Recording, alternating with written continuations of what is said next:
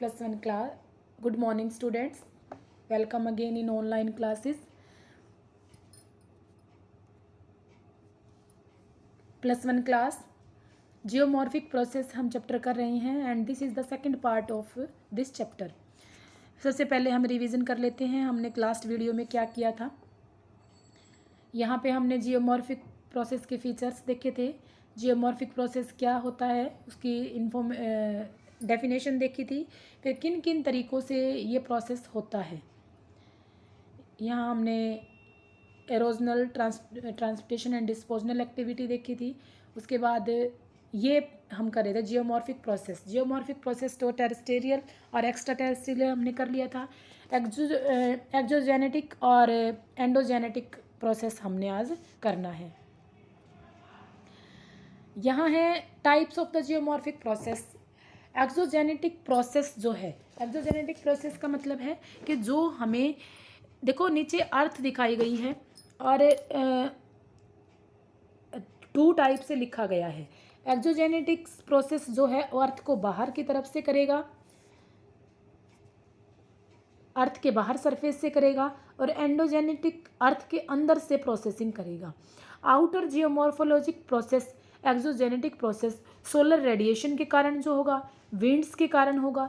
Solar radiation, winds, temperature change, water, इन सब चीज़ों के कारण जो भी चेंजेज आएंगे वो एक्सोजेनेटिक या एक्सोशियस प्रोसेस के कारण चेंजेस आएंगे. Okay. And next is the endogenetic. This process is inner geomorphic process and in this process endogenetic process earth के अंदर से जो प्रोसेसिंग होगी, अर्थ के अंदर से जो प्रोसेसिंग होगी. वोल्केनो एक्टिविटी के कारण फोल्ड मतलब श्रिंक हो जाना, फॉल्ट श्रिंक के बाद ऊपर की तरफ उठ जाना, नीचे की तरफ धंस जाना. Create the features of the earth relief, जैसे ओशियन बेसिन में, माउंटेन रेंज में, ओशनिक रिड्स में, ट्रेंच में, रिफ्ट वैली में, फोल्ड में, फॉल्ट्स एंड वोल्केनिक एक्टिविटी. ये हैं endogenetic activity. Next is the basis different between the two process that are caused by the force of within the earth is endogenic process and by earth surface को करेंगे exogenetic. Endogenetic process तो interior part में, अर्थ के interior part को करेगा. इसमें basic सी जो है डिफरेंसेस दिए गए हैं. इंटीरियर पार्ट को करेंगे और एक्सोजेनेटिक सरफेस को बाहर से करेंगे. ये सडन चेंज होंगे, अंदर से जो चेंज होंगे सडन चेंज होंगे, और जो बाहर से जो चेंज होंगे वो स्लो प्रोसेसिंग से होंगे. इसके एग्जांपल हैं earthquake, faulting and diastrophism and erosional और डिस्पोजनल जो हैं एक्सोजेनेटिक के उदाहरण हैं.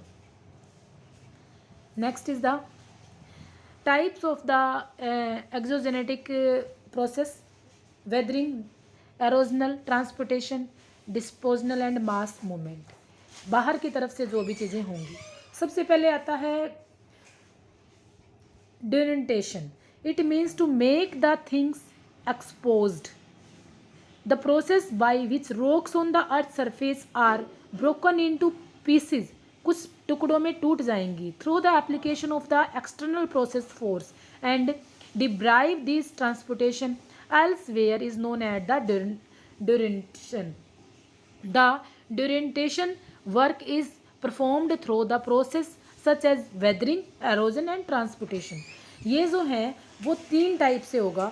वेदरिंग से, एरोजनल से और ट्रांसपोर्टेशन से. 3 टाइप से हम इसको करेंगे. वेदरिंग सन जो हो करेगा, रेन जो करेगी और प्रेशर जो डलेगा, ये तीनों चीज़ें होंगी.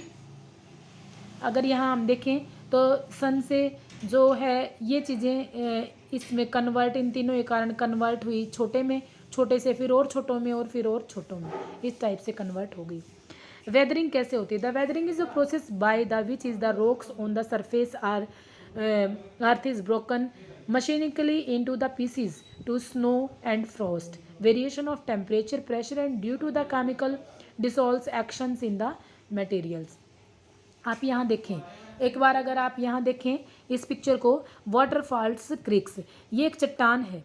इस चट्टान के अकॉर्डिंग जो है ध्यान से देखें, इस चट्टान के अंदर सिर्फ इतनी ही दरार थी, ये दरार थी, ये दरार थी, इसके अंदर बर्फ़ जम गई है। ठीक है, बर्फ़ जम गई है, और जब बर्फ़ जमने के बाद फ्रोजन टू द आइस, जब बर्फ़ जम गई तो बर्फ़ ने उस दरार को और ज़्यादा फैला दिया। मतलब अगर आप देखें किसी प्लास्टिक के बर्तन में अगर आप बर्फ़ को अपने आइस बॉक्स में जमाते हैं तो वो उस प्लास्टिक के बर्तन को तोड़ देती है। ठीक है, या किसी स्टील के बर्तन को अगर आप आइस बॉक्स में रखते हैं तो जब बर्फ़ जमने के बाद उस स्टील के बर्तन की जितनी भी स्पेस था उसको नीचे की तरफ फैला देती है। अगर आप किसी गोलाई में कटोरी को अगर आप एक बाउल को रखेंगे तो उस बाउल को वो फैला देगी। ठीक है, इस तरीके से। और धीरे धीरे डेली जब वो एक्टिविटी होगी तो ये रॉक्स 2 पार्ट्स में डिवाइड हो जाएगी। इसका एग्जाम्पल यहाँ दिया गया है, इस पत्थर को इसी तरीके से टूटा हुआ दिखाई दिया है। तो ये वेदरिंग के कारण हो रहा है, मौसम के कारण ये चीज़ें हो रही हैं।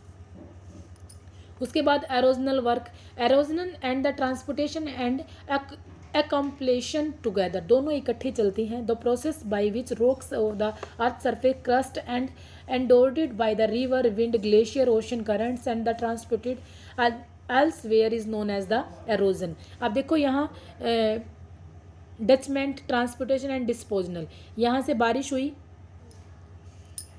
पिक्चर को देख के आप साथ साथ करते चलेंगे। यहाँ बारिश हुई, बारिश के साथ पानी के साथ यहाँ पे कुछ इस चट्टान के भी पार्ट्स आप देख सकते हैं, छोटे छोटे चट्टान के पार्ट्स भी चल रहे हैं। यहाँ ये बारिश से तेज़ बहाव के कारण डचमेंट्स हुआ या फिर छोटे छोटे चट्टानों को टूटा गया। अब पानी के बहाव के साथ इन छोटी छोटी चट्टानों का यहाँ से इसके साथ बह गई और यहाँ आके ये जो लेयर है इस लेयर के आसपास ये जमना शुरू हो गई। ठीक है, ये एक्टिविटीज़ जो होंगी ये एरोजन एक्टिविटीज़ से चलती हैं। वाटर से जितनी एक्टिविटी होती है 41, विंड से होती हैं 24 एक्टिविटीज़, एंड अदर से जो रह गई वो अदर फोर्सेस काम करती हैं उसके लिए। Next is the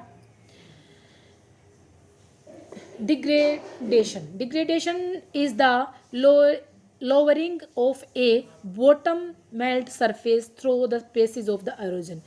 Conceptually, it is the opposite of the variation composition of the aggregation. It is the most frequently applied in the sediment removed from the channels bed and other lay bed is part of the stream channels. Stream channels का मतलब यहाँ हम बोलेंगे कि पटल विरूपणी, हिंदी में इसको हम बोलते हैं। यहाँ पे आप इंग्लिश में अगर करेंगे तो थोड़ा सा इजी रहेगा ये पॉइंट। इसको हम बोलते हैं कि जिस तरीके से कोई भी चट्टान एक जगह से दूसरी जगह जब घूमना शुरू करती है या डिस्पोजनल एयर के कारण किसी भी कारण से वो जब दूसरी जगह जाती है तो वो कुछ न कुछ चीज़ों को अपने साथ लेके चल रही है और वो चीज़ें धीरे धीरे चलना शुरू करती हैं। इसका अगर हम एग्जाम्पल लें तो हम यहाँ इसको अगर 1 मिनट मैं इसका एक एग्जाम्पल के साथ आपको मैं बताती हूँ।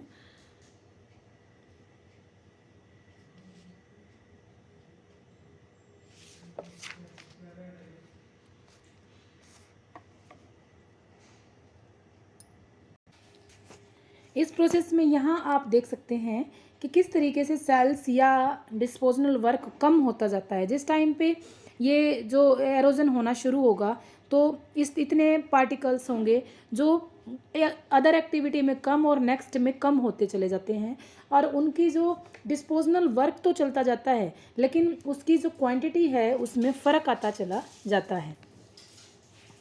नेक्स्ट देखें वेदरिंग इरोजन। वेदरिंग इरोजन का मतलब है मौसम के कारण जो इरोजन होगा।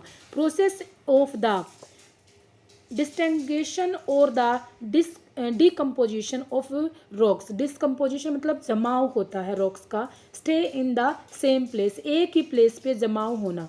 एरोजन का मतलब है टूटना। Process of the degradation and the decomposition into the rocks in the transport somewhere else, और कहीं चला जाना।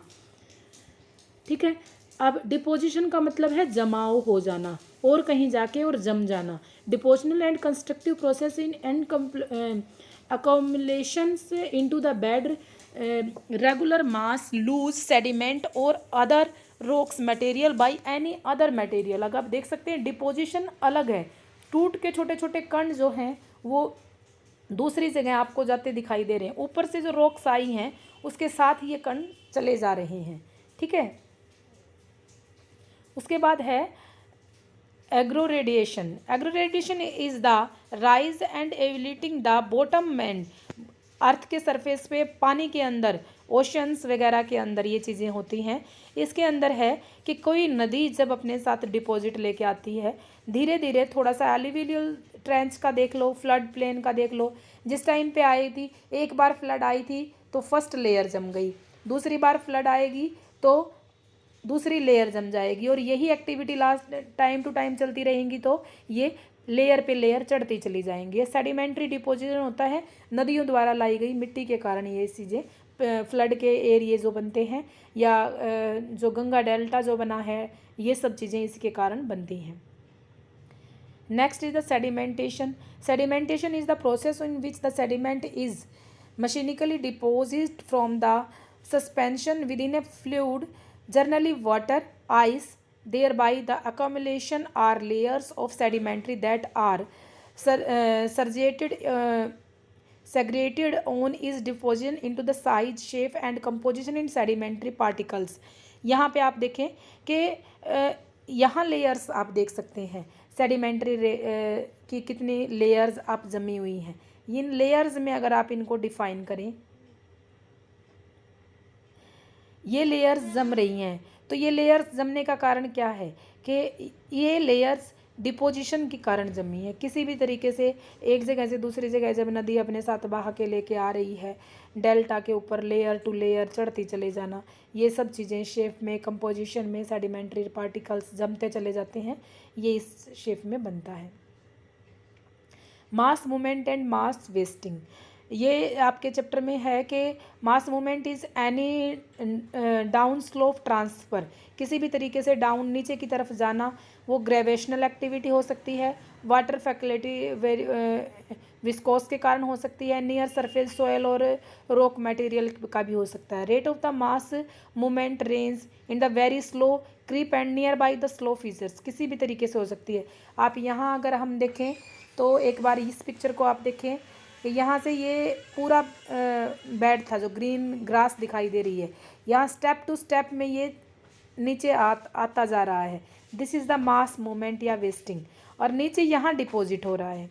यहाँ पे अगर इस पिक्चर में देखें तो बड़े बड़े जो पत्थर टूटे हुए हमें दिखाई दे रहे हैं, या छोटे मोटे कंकर गिरे हुए दिखाई दे रहे हैं, ये ऊपर से मास मूवमेंट हो रहा है, या टूट के नीचे की तरफ ये चीज़ें आ रही हैं, ठीक है। अब जियोमॉर्फिक प्रोसेस में, टेरेस्ट्रियल प्रोसेस में देखें, एंडोजेनिक में हमने देखा। अब जो है यहाँ तक का प्रोसेस हमने ये वाला पोर्शन किया है, अगर हम देखें तो ये वाला प्रोसेस वेदरिंग। अब हमने करना है faulting, defaulting, volcanic activity, landslide, डिप्टॉम्स एंड ये वाला मैं कल करवाऊँगी आपको अच्छे से। आप यहाँ तक का चैप्टर अपना कंप्लीट रिवाइज करेंगे। Okay, thank you, have a nice day.